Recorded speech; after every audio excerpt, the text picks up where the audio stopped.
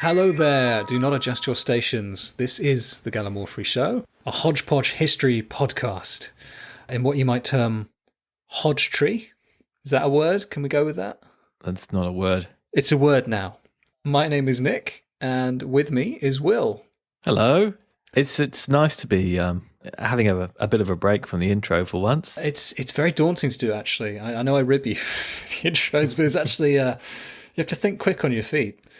Yes, your teeny tiny feet are filling some big shoes today. They are, well, I'd say they're national average. I've got a size 9 right and an 8.5 left. It's very annoying. Oh, is it? You're right-footed, are you? I was never a footballer, so I'm one of those people that's happy to watch football, but never actually happy to engage in it. Yeah. What about when you're down the pub having a bit of a fight and you're, kicking a man on the floor? Which foot do you normally use for that? Well, I know I'm normally using both to run far away in the opposite direction. But yeah, shall we... Oh, actually, there's one more thing I've got to do, and that's wish you a happy birthday. Oh, thank you. Yes. Despite how it looks, time does flow in the basement. It does flow. And despite your very youthful appearance, which you assure me is not due to any sort of toxins that you inject yourself with daily. Well, it's just a good combination of darkness, damp, and the special glue that I used to stick lino down with. You're not supposed to consume that, you know.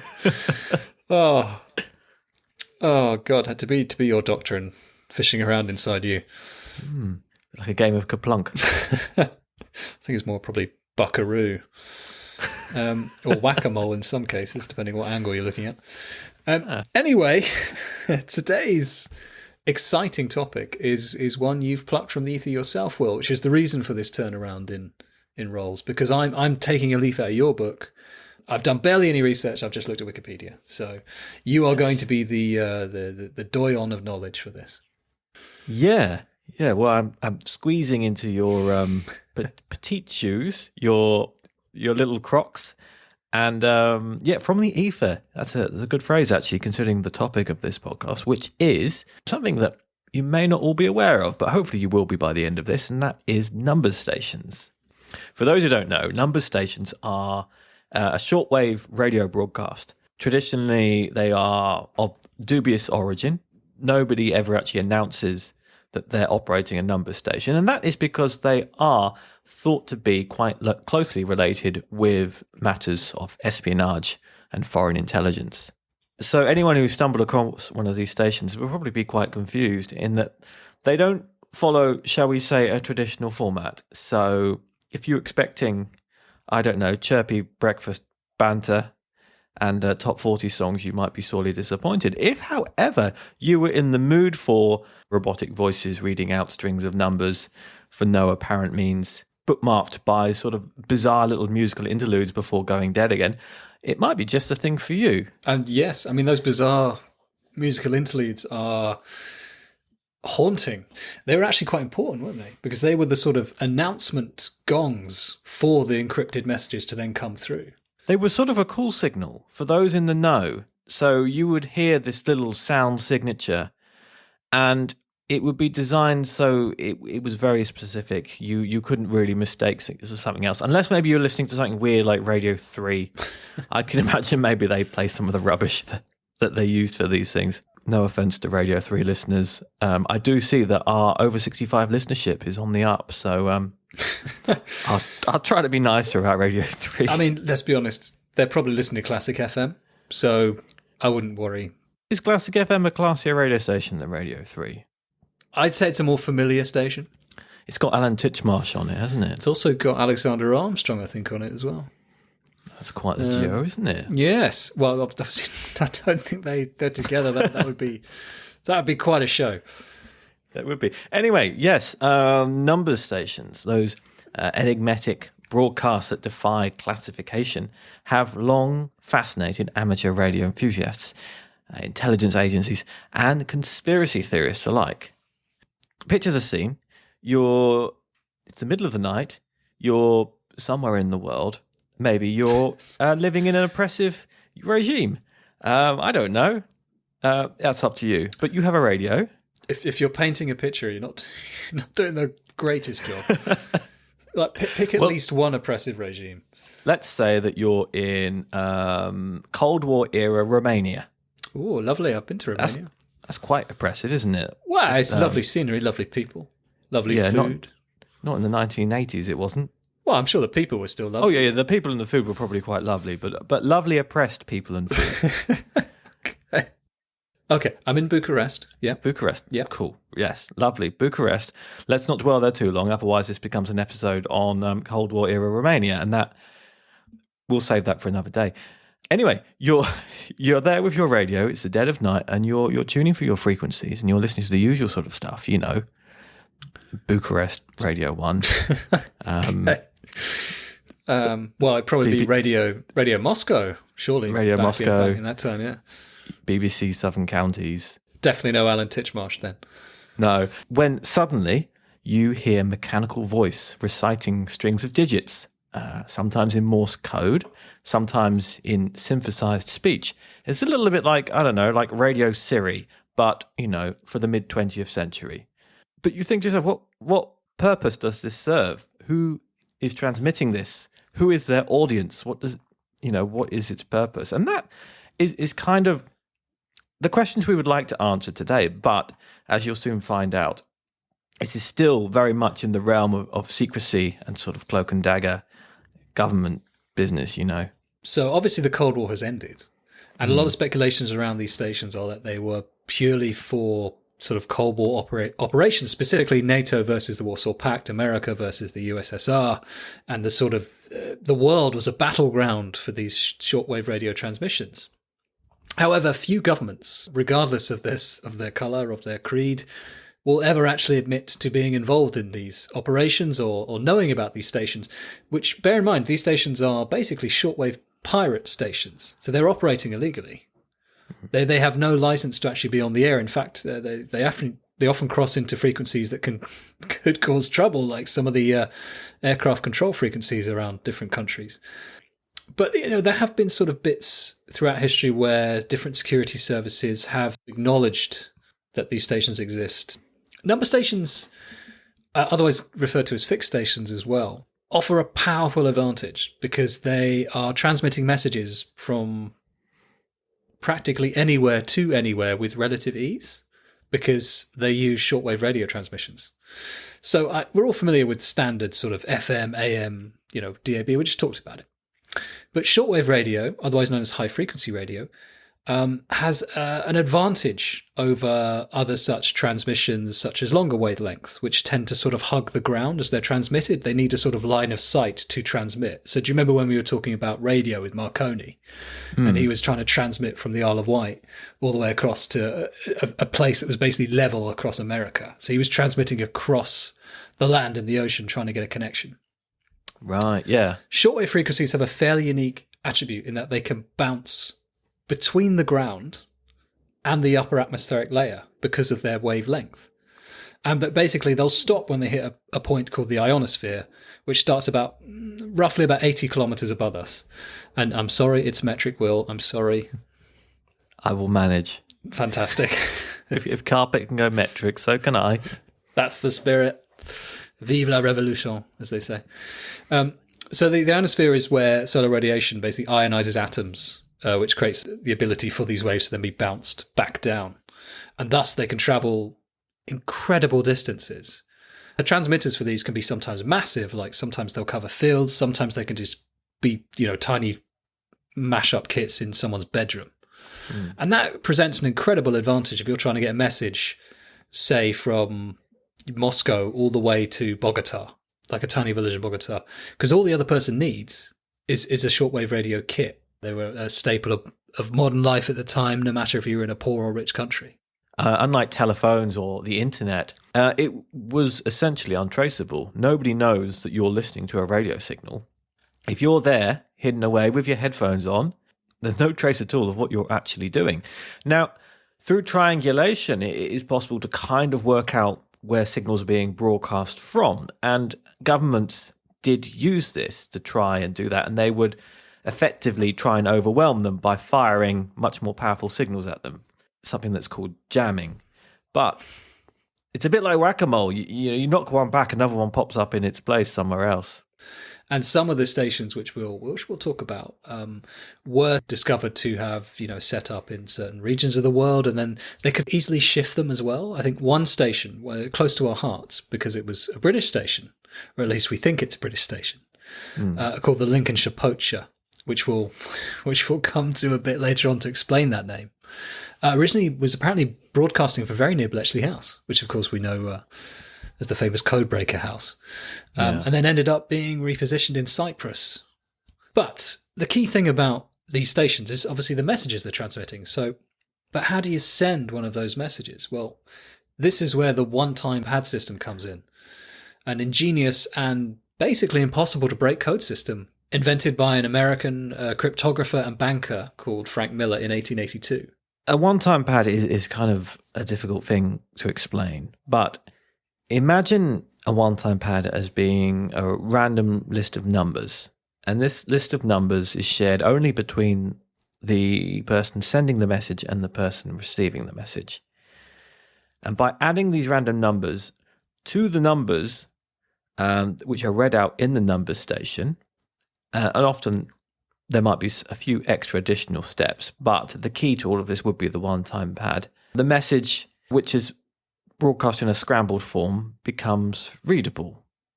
And the recipient, using their identical one-time pad, can then do whatever it is they've been told to do without fear of anyone who is listening in. And let's remember that shortwave radio is not encrypted. Anyone can listen into a shortwave radio broadcast. And anyone could listen to these number stations, as we know, because they were picked up and followed by enthusiasts and radio people and things. So it was absolutely vital that these messages would be useless to anybody who did not own this very unique one-time pad. Maths is not my strong point. It's actually my Achilles heel. So I found an example of this on Reddit on how essentially this system works. It's actually just very complex to my simple brain. As you said, you've got two people have matching lists of random numbers. You mix those random numbers into a message. And the way this works is you give each letter a number. So A equals 1, B equals C, etc., etc. So say if you want to say hello, it would be H equals 8, E equals 5, L equals 12, L equals 12 again, and then O is 15.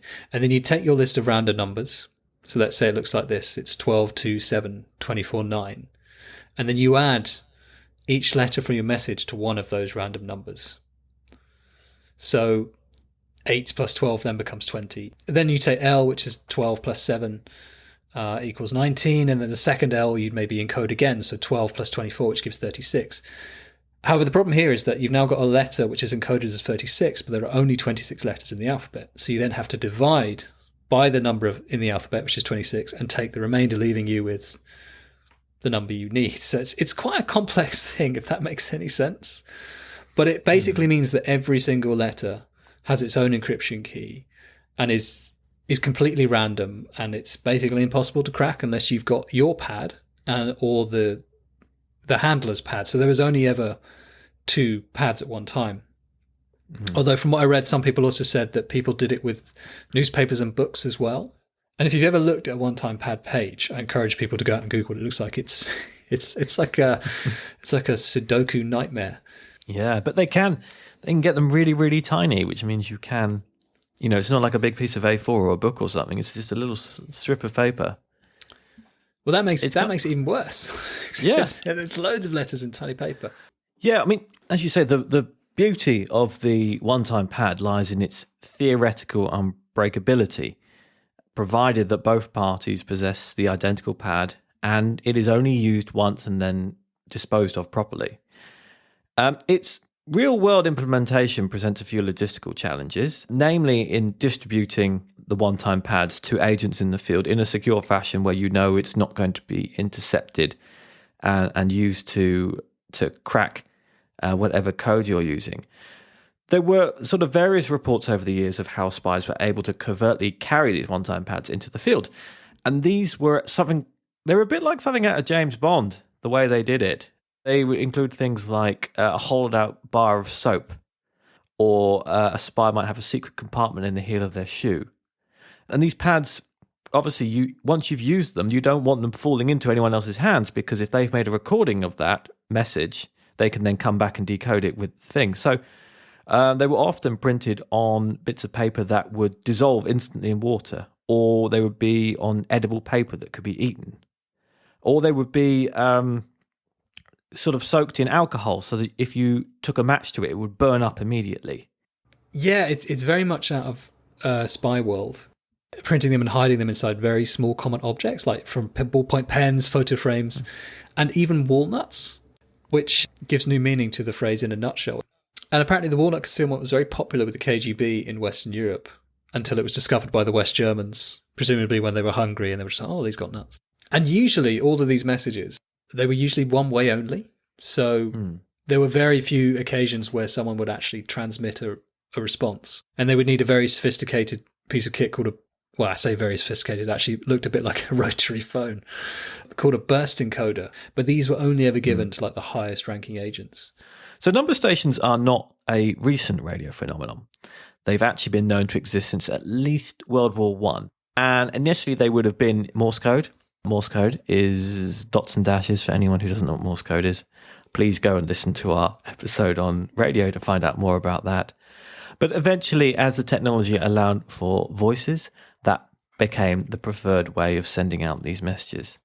We mentioned before that a lot of what is known or what is speculated about number stations comes from the community of people who choose to listen to it. Not spies, but just radio enthusiasts who find themselves drawn to these kind of weird, creepy, clandestine broadcasts.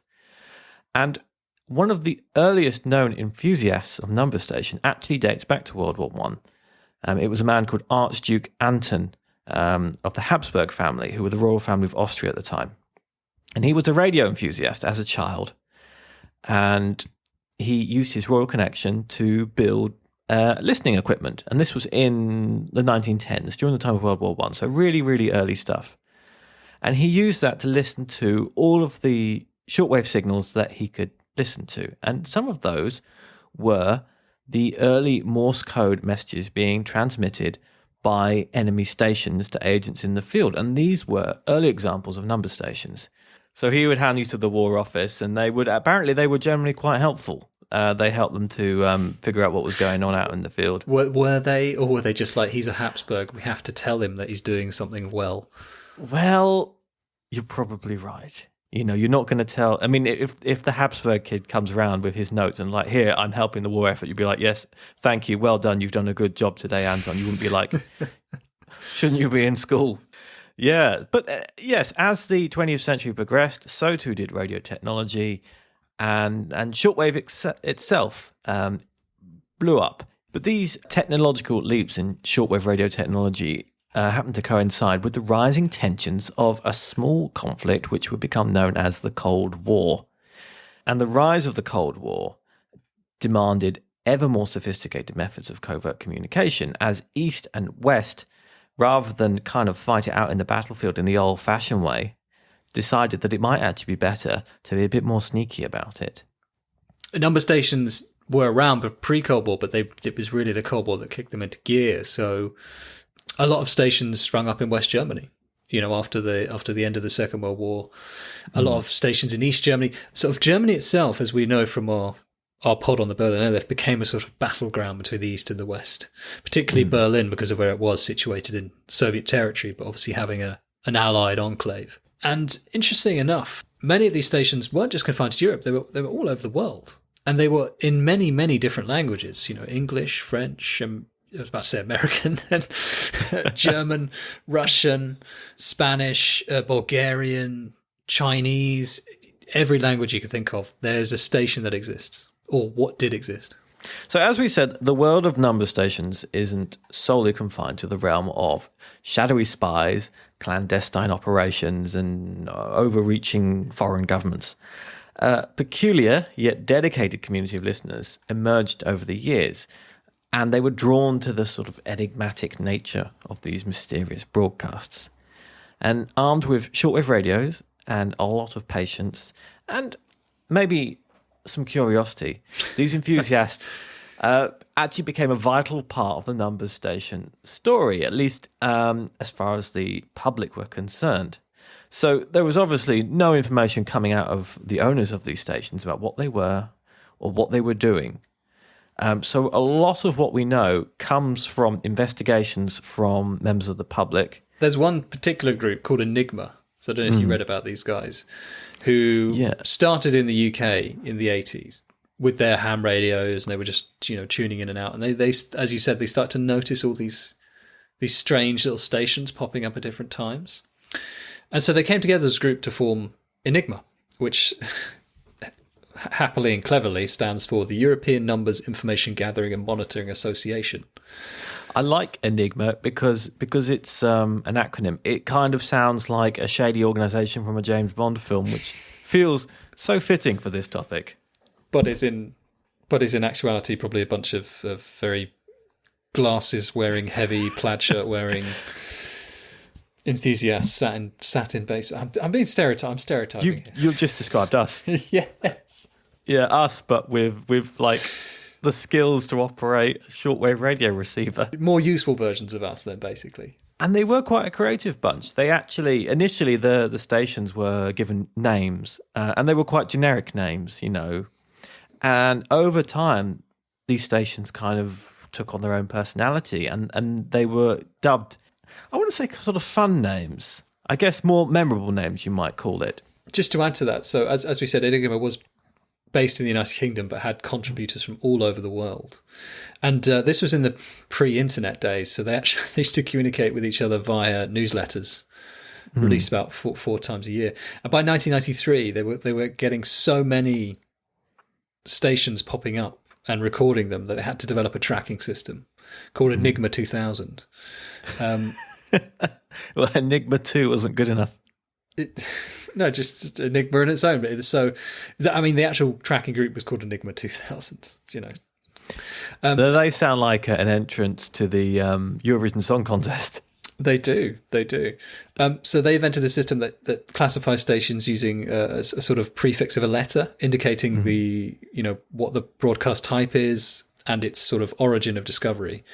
So, for example, E indicates a station broadcasting in English, G is German, S is Slavic, V is for all other languages. Then one for Morse code was M, and then X just denoted any other frequencies or sort of phase shifting.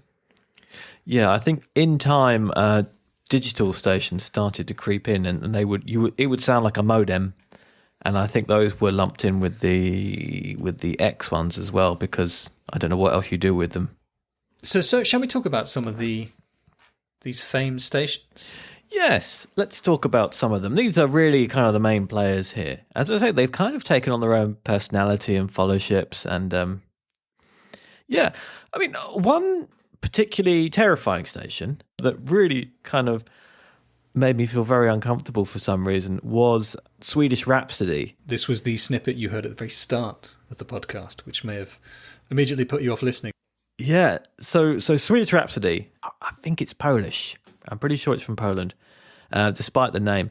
And it got called Swedish Rhapsody because the opening song, or the ident, or whatever you want to call it, was a sort of weird music box rendition of a Swedish Rhapsody.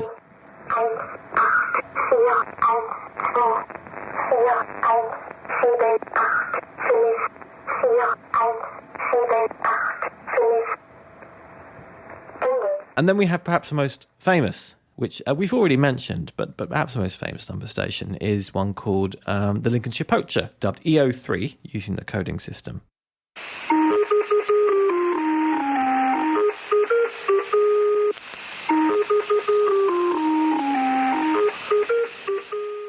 This was named after its use of the eponymous English folk tune as its introduction.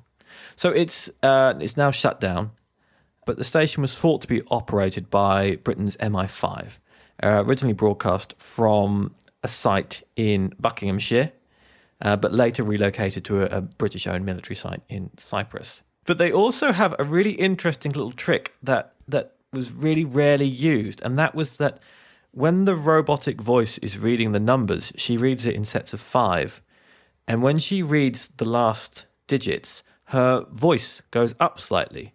So it sounds like the natural end of a sentence.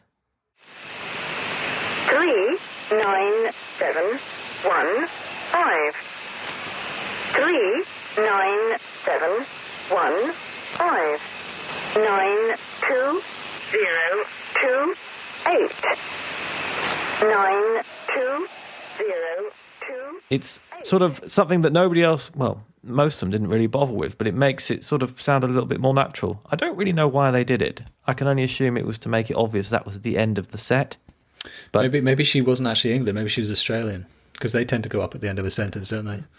do you think it might have been Kylie Minogue? It might have been. It might have been, yeah.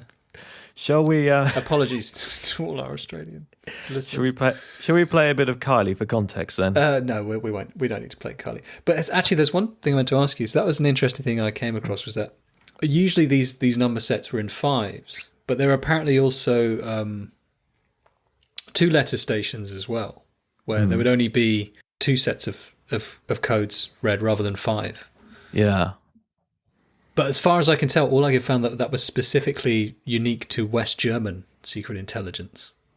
Yeah, I mean, that's the other thing, is there were a lot of countries who were getting involved and broadcasting their own number stations. And once people started kind of making these guesses of which number station belonged to which country, you start to see that there were sort of kind of national trends.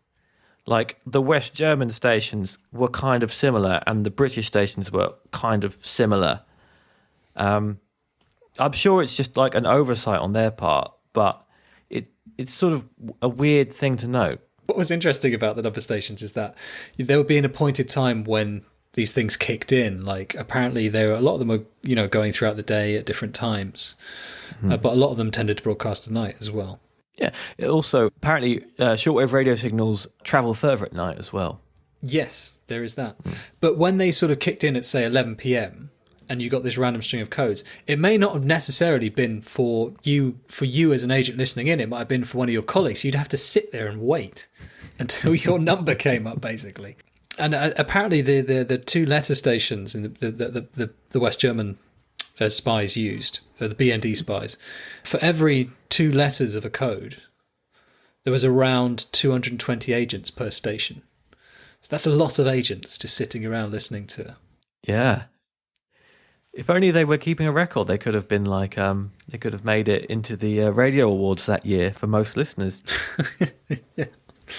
The one that really stuck out for me is the gongs, which is one of the most notable German stations, which began roughly in the 1970s and started with a clock gong before a sort of mechanical female German voice would come in.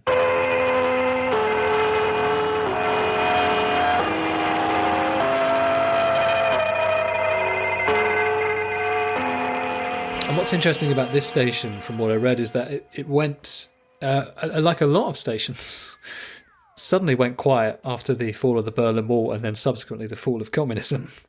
A lot of these stations stopped transmitting. But this station in particular went quiet on November 1990, with its last message going out at 11 p.m, which you can kind of hear in the background what we assume to be Stasi agents drunkenly sort of singing.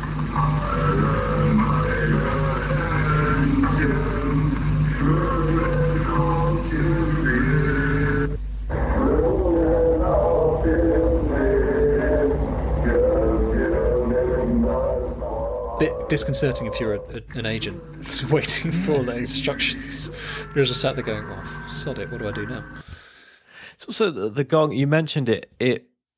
It's identified was this recording of some gongs being played, but the gong actually, the station ran for decades, and over time, the tape recording of these gongs got so stretched out and warped that it just became this sort of bizarre sound that apparently used to scare people when they would tune in accidentally. Yeah, that's probably just another classic Soviet attitude to things. Well, if it ain't broke, don't fix it. And if it starts to break, don't fix it.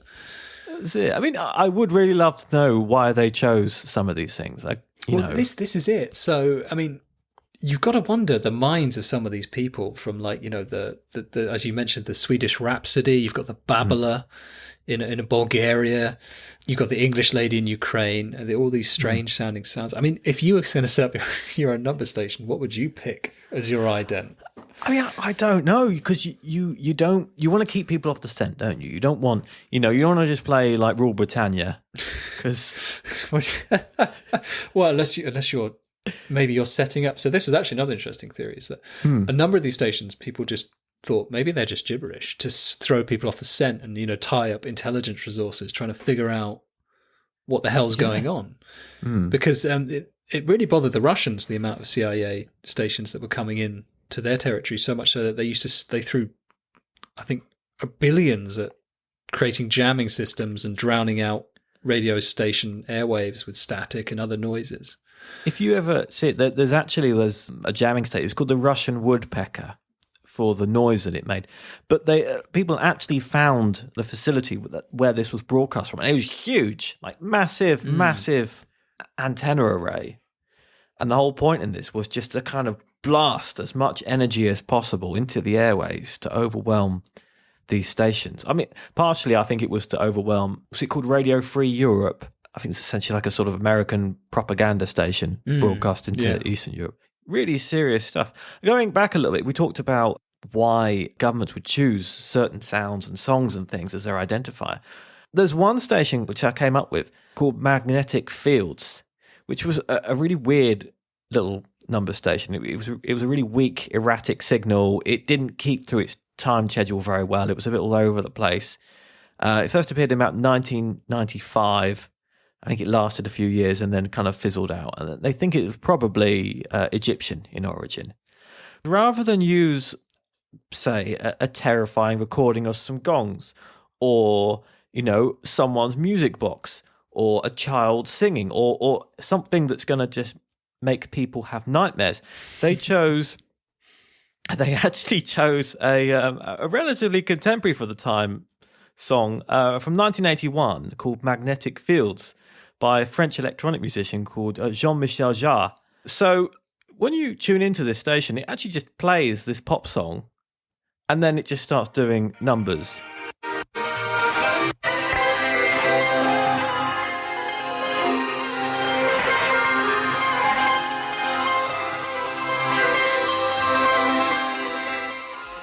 Either they were onto something like really clever or they just completely missed the point. I don't know.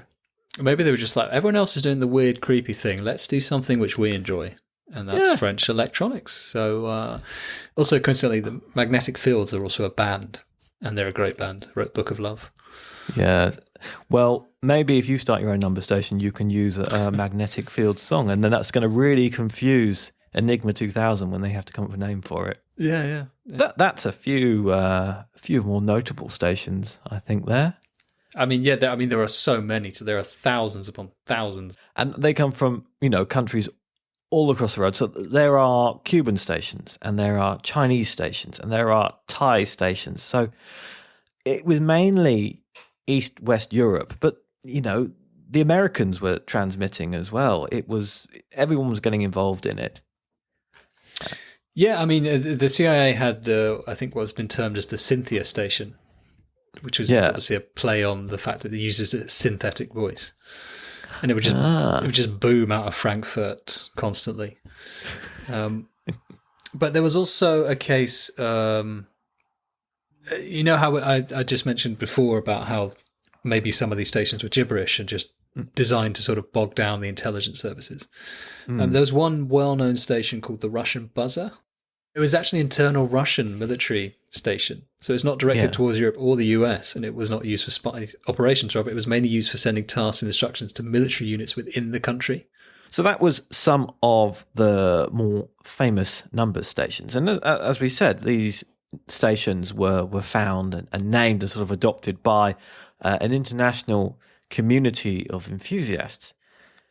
And these enthusiasts naturally wanted to find out more about these stations, what they were doing. And I guess kind of the mystery of them was probably quite enticing. The governments weren't exactly being forthcoming with these things. There's actually an anecdote of, I believe it was BBC Radio 4, a listener called in and said that she actually complained that Gardner's World was interrupted by a broadcast of a man reading numbers. The presenter actually said, we spoke to the guys in tech and they said this was something like a stray weather forecast. They were reading barometric pressure ratings or something. Yeah. So it was clearly something that they didn't want the general public becoming aware of, which makes investigating them a little bit difficult. So obviously you have your enthusiasts and they're doing what they can.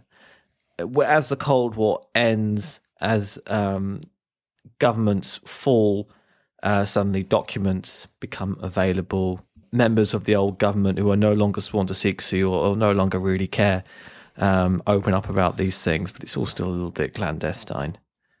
Well, this is it. Everyone just assumed that there'd be a flood of knowledge, particularly with the glasnost and the fall of communism, that things would open up. But I mean, one podcast I heard about this subject was that apparently a lot of the stations sort of closed down once the Cold War ended, but a lot of them were picked up by the CIA in like Germany and in Western Europe as the Iron Curtain sort of fell. And some are still functioning. But in Russia, apparently the stations are just still going. They just didn't stop. Like it just switched over from the KGB to the SVR. I found a website and it was actually from, I think it was a Dutch university, and they let you listen to shortwave radio through their website and you can tune into the dial and stuff. And there's a little chat log and people can note interesting stations they found. And there's actually Russian number stations still being broadcast and you can tune in, you can listen to them. And obviously there's a lot of activity going on. Russia, Ukraine, that part of the world. And they are still using it to speak to their agents in the field. A number of journalists have also looked into number station, and this has resulted in several arguably reputable news outlets, such as The Guardian, the BBC, and a couple of American outlets, offering some amount of historical context and verified information, including sources, which is something which is often lacking when it comes to the enthusiast community. It's history that's still happening, so there's a lot of things that are still classified. But there are leaks and bits of pieces of history and cases, actually, modern cases, that sort of give us an idea that what number stations were, what they are used for. Because there's been lots of other speculation. Like, are they used by drug runners? Are they used by, I don't know, weird cultists? The elite transmitting their weird messages, the lizard people, all the crazy theories. It's a really good point, though, isn't it? Is you have this mysterious, collection of broadcasts, and everyone says, "Oh, that's governments, that's MI6, that's that's secret agents and stuff." If you were into organized crime and you wanted to talk to your guy out in the field, it would be a perfect way of doing it in plain sight, because they're just going to assume, that's probably, the Bulgarian government again. And then there was a famous case of a 1989 Czech spy in the UK who was discovered because his radio equipment was faulty and it was radiating into other people's flats. I don't know if you heard this story. So it was Erwin van Harlem was his spy name, who is actually a real person. Erwin van Harlem was a real person, but this was actually a Czech agent who'd taken over the identity of Van Harlem. And he was actually born Václav Jelinek in a small village near Prague. And he came to the UK to obviously, initially to spy on the royal family. And I encourage people to go out and find his story as a podcast in itself. But yeah, he ends up getting caught spying, obviously, for the Czech Secret Service because his local neighbourhood watch scheme complained about strange noises and his equipment interfering with neighbours. But that's a whole different story in itself, and we should definitely dive into that well at the point. But that's just more evidence that these radio stations, these radio signals are being used by agents to spy, sometimes in less benign ways than we imagine. Like, it's crazy to think that right now all around us there's probably loads of spy operations that are happening, but not necessarily like high level stuff, but like low level stuff. Like, as I said, he was originally sent to spy on the royal family, which is probably not, it's not going to change the world knowing when the Queen took a piss. No. Yeah. But he did actually uncover some interesting stuff about the Polaris submarines for the Soviets. So he did have some successes. But yeah, I mean there are tons of other more modern cases as well. There's the Attention Station scandal. So the Attention case is actually quite an interesting one because it was the world's first number station to actually be officially and publicly accused of doing what everyone kind of believed they were doing already, which was transmitting these secret messages into the field intended for spies. And it actually went to court in the United States. It went to the federal court espionage trial following the arrest of a group of Cuban spies in the late 1990s. They were found out by the FBI, who claimed that they had entered the apartment belonging to the spies in 1995 and had recovered the code to the Attention number station, which they then used to decode the spy messages, and then this was then offered as sort of evidence of what they were up to. Yes, they used apparently 3 examples of evidence, at least according to Wikipedia, which is the first of which was prioritize and continue to strengthen friendship with Joe and Dennis. I have no idea who Joe and Dennis are. Under no circumstances should agents German nor Castro fly with BTTR or another organisation on days 24, 25, 26 and 27. Right. And then the third message was, again, something rather, but congratulate all female comrades for International Day of the Woman. That's nice. They took the trouble to encode that. And there's a few more other cases, even into the 2000s. Annabella Montes, senior US Defense Intelligence Agency analyst, was arrested and charged because she was accused of sending and receiving encoded messages from Cuba. In 2009, the United States charged Walter Kendall Myers for doing the same thing. Yeah, so it's, I mean, given that they're a practically unbreakable code, and radios still aren't an odd thing to have in your house, I can see why number stations might persist and might even have, continue to have great uses going forward.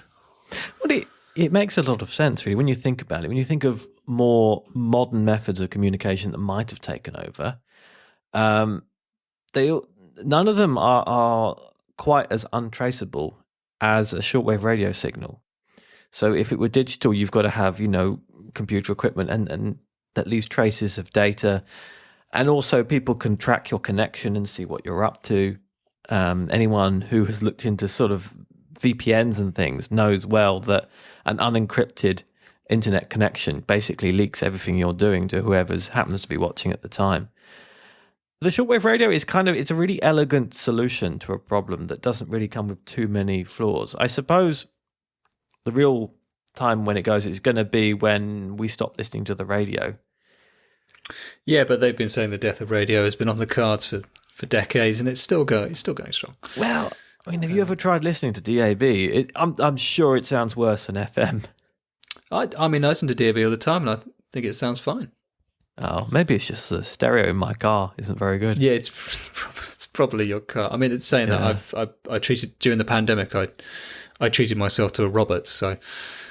I didn't realise you were of that age now. You're on Roberts Radio. I know. Here's one you'll remember. In 1998, there was actually an article in the Daily Telegraph, and in this article they quoted a spokesperson for the Department of Trade and Industry, which was at the time a government department that was responsible for regulating radio broadcasting in the UK. And this spokesperson said, "These number stations are what you suppose they are. People shouldn't be mystified by them. They are not for, shall we say, public consumption." And I think that's about as close as the British government has ever come to actually acknowledging the existence of these things. Or is it just them trying to confuse all the spies out there? Like, oh yeah, listen to these. There's definitely something here to find out. Yeah, I mean, it's not a bad idea, is it? Get people listening to like these random radio stations, and all the while, I don't know, you're doing it with Telegraph or something. I mean, I've always fancied being a spy, but I couldn't wrap my head around the one-time ad system. I'd be stuck. I'd be there for days. Yeah, you'd be asking your neighbour for help. But yes, so yeah, that's number stations, which continue to mystify, astound, creep us out. We hope you've enjoyed some of the samples we played, which were all lovingly taken from obviously the many painstaking hours of work done by all the enthusiasts around the world, which we thank. In particular, there's actually one fella called Akin Fernandez who's spent hours and days and years recording all these things and putting it into an album called the Conet Project, named after the Czech word for end.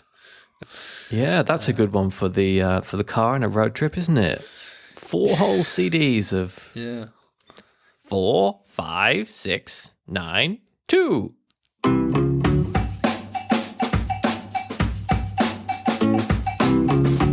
I guess it's time for another popular pastime, and it's the quiz. Yes. So from 1 mystery to 5 more mysteries. Let's see how well you do this week. I've got to do well. You had a personal best in the last episode, which, shocked us all. We're all very happy for you. Well, I've somehow set the bar high. Turns out I know a lot more about the 1930s than I thought I did. So, Nick, I know you're very excited. So calm down. Are you calm? Yes. Good. Are you ready for the quiz? No. Okay. Cue dramatic quiz music. Question number 1. Jeff Tweedy, the singer of the American band Wilco, is famously a big fan of number stations and actually used a sample of one called E10 in their song Poor Places. What was the name of the album that this song was on? Was it A, Yankee Hotel Foxtrot?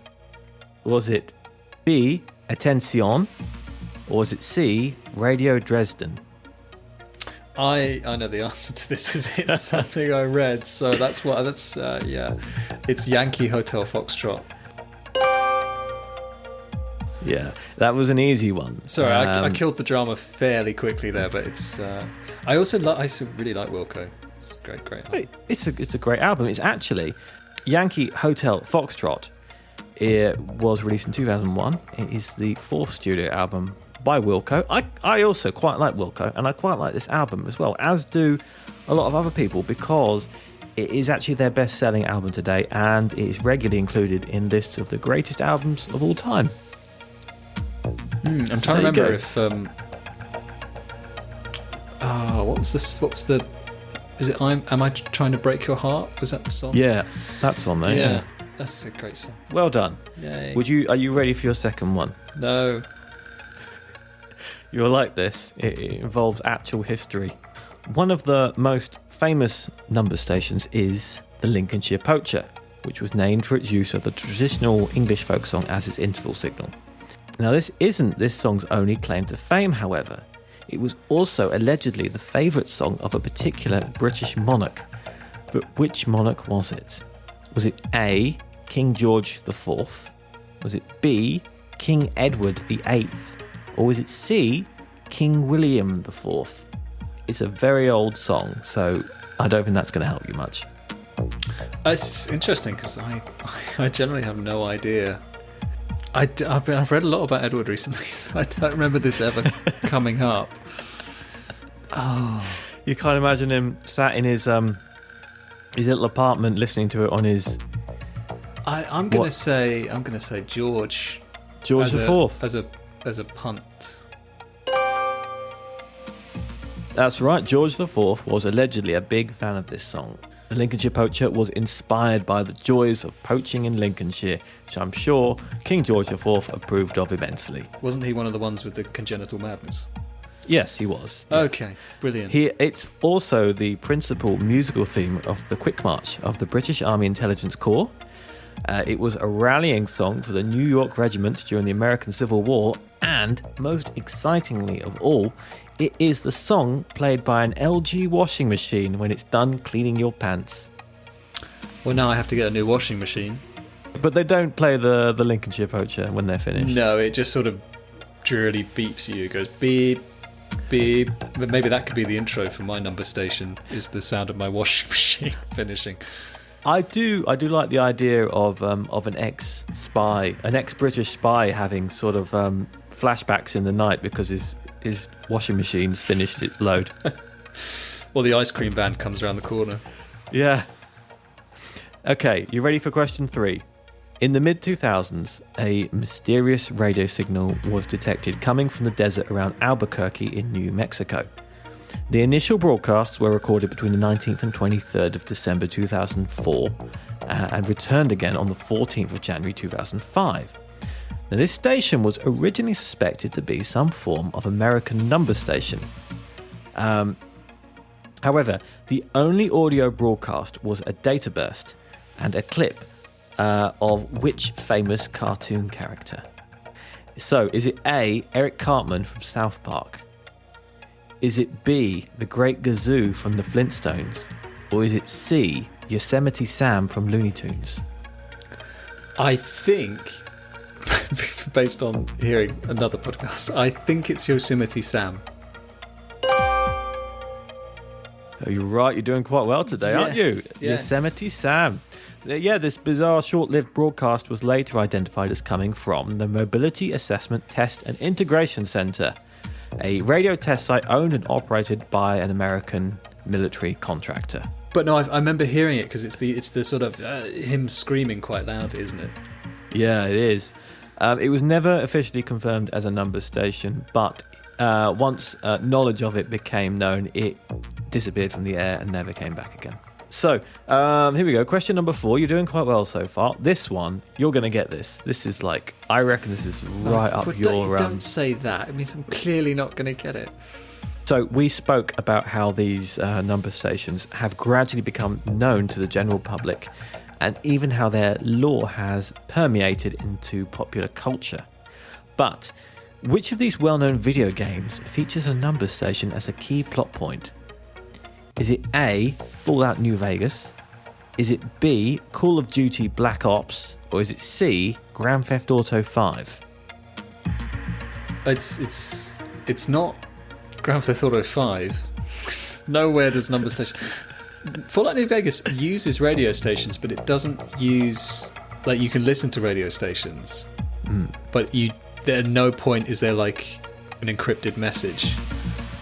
I'm going to say Call of Duty. Oh, I told you you'd get this one. Call of Duty Black Ops. So it was released in 2010, the 7th title in the Call of Duty series and sequel to Call of Duty World at War. Are you familiar with these? I'm trying to think if I've played Black... I think I remember the cover. It's like... well, obviously they all look the same. It's just a Marine in uniform, isn't it? Is this the one where it was kind of set a bit in Eastern Europe? Yeah, that's it. So it's set in the 1960s during the Cold War. And it followed a CIA operative attempting to locate a Cuban number station. I have never played a single Call of Duty game, but the fact they were up to number 7 14 years ago suggests that they must be up like 25 or something by now. It just never ends. I mean, where are we at with Fast and Furious? That's how I keep track of the years these days. Well, Fast and Furious, I think they keep chopping bits off the name as it gets older. So it ends up with just be F. Yeah. So, Swedish Rhapsody was the name given to a particular number station that became known for its eerie music box-like rendition of the Swedish song Swedish Rhapsody No. 1. It was by a man called Hugo Alfvén, if you're interested. He wasn't anything to do with number stations, he just wrote the song. Okay. But which country's government was in control of this station? Was it A, Sweden? Was it B, Poland? Or was it C, East Germany? Well, having you already said the answer earlier, but also having also read about this myself, it was actually the Polish National Security Service. It was the Polish. The station actually broadcast from the late 1950s until 1998, when it was finally shut down by the Polish government. It was once thought that the numbers were actually read by a German girl. However, it has since been confirmed that it was actually just a particular East German machine known as a Sprach-Morse generator. which was able to replicate a great deal of voices, and they just turned the pitch up slightly to make it sound like a small girl. I don't really know why. But documents subsequently released by the Polish government actually describe how the music was indeed produced by a music box, and it was pitched slightly to sound like an ice cream van. Again, I don't know why. But that's how the gong's mechanical female voice was also created from a Morse generator. So it's a fairly common technique, and I guess it helps takes one less person out of the picture, doesn't it? If you just have a machine doing it. Yeah, I mean, you can kind of have any accent you want as well. You don't need to worry about the German station having a German accent and kind of giving the game away. Well, they often usually spoke in different languages and had, because they were computers, not great accents. But just because a station spoke in English doesn't mean it was for an English spy. Like, there were lots of different stations in different countries and different languages for various different purposes. But yeah, brilliant. So is that it? 5 out of 5? 5 out of 5. I can do a bonus question, but you won't like it. Will I get it wrong? Is that why I won't like it? Yeah, it'll be something like, what number am I thinking of? Go on then, let's give it a go. Okay, what number am I thinking of? I mean, technically you'll be thinking of all 3 because you're making it up as you go along. So there you go, I've answered the question. We are. And now you're going to go and have a cosy night in listening to the Lincolnshire Poacher. If anything, it's a testament to the weirdness of human ingenuity and the depths of darkness in the human mind. And on that delightful note, I guess all is to say is thank you for listening. Please subscribe. Please leave us a review. Send us an email if you like as well. And spread the word about us. We haven't started doing the coffee thing yet, have we? No, we haven't, no. But if you see us in the street, if you happen to recognise us, first of all, don't punch us. And secondly, buy us a coffee if you like. Buy us a coffee. Yeah. Shout out to South Africa. Yes. All our lovely new South African listeners we didn't know existed until recently. I'm just glad you didn't do the accent. Take care, everyone. Have a great time, and we'll see you next time. All that's left is to leave you with the clue, unless you've got any last-minute things you want to add, Will. Well, you told me I can't do my accent, so no.